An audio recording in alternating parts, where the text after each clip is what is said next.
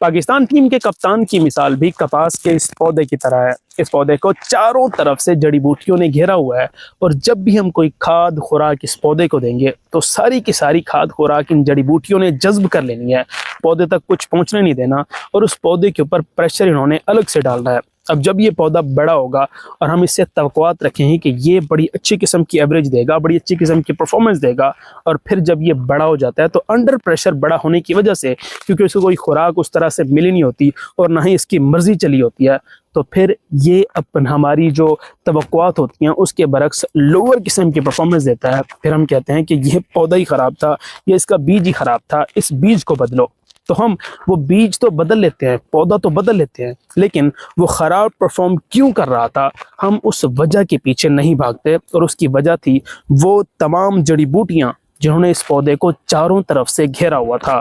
اب پاکستان ٹیم میں بھی جب بھی کسی کو کپتان بنایا جاتا ہے تو اس کے اوپر اوورآل کافی زیادہ پریشر ڈالا جاتا ہے۔ پاکستان کی مینجمنٹ میں موجود تمام جتنے بھی سیاسی اور سفارشی لوگ ہوتے ہیں جو پاکستان کی کرکٹ بورڈ میں موجود ہوتے ہیں، جن کو میں کالی بھیڑیں کہتا ہوں، ان کالی بھیڑوں نے کپتان کو چاروں طرف سے گھیرا ہوتا ہے۔ اگر تو وہ کپتان جیت جائے تو سارے کا سارا کریڈٹ ہمارے وزیر اعظم تک صاحب کہہ رہے ہوتے ہیں کہ سر یہ آپ کا ویژن ہے، اور جب وہ کپتان ہار جاتا ہے تو کوئی اس کا کریڈٹ تو دور کی بات، سارے کے سارے اس کو برا بھلا کہہ رہے ہوتے ہیں۔ اور پھر کپتان سے پوچھا جاتا ہے تو کپتان کے دل سے اگر آپ پوچھیں گے، وہ میڈیا پر ویسے محمد رضوان نے بتایا تھا، لیکن حقائق میں ہر کپتان کے ساتھ ایسا ہوتا ہے کہ اس کپتان کی نہ تو مرضی کی پلینگ 11 کھلائی جاتی ہے، نہ ہی اس کی مرضی کا اسکواڈ اناؤنس کروایا جاتا ہے، اور نہ ہی اس کی وہاں پر مرضی چلتی ہے، اور اس کو انڈر پریشر الگ سے ڈالا ہوتا ہے کہ تم اگر اگلی سیریز ہار گئے تو یہ تمہاری آخری کپتانی کی سیریز ہوگی بیٹا، اپنا بوریا بستر باندھ لینا۔ اور پھر چپ کر کے جب پاکستان ٹیم ہارتی ہے تو کپتان کو ہی ہٹا دیا جاتا ہے۔ ہمارے کرکٹ بورڈ کی جانب سے یہ نہیں دیکھا جاتا کہ ان کالی بھیڑوں نے جنہوں نے اس کپتان کو انڈر پریشر ڈالا تھا، اس کپتان کی ایک تک نہیں چلنے دی تھی، اور پھر سارے کا سارا ملبہ اٹھا کر اپنے سر پر ڈالنے کی بجائے کپتان کے سر پر ڈالا تھا،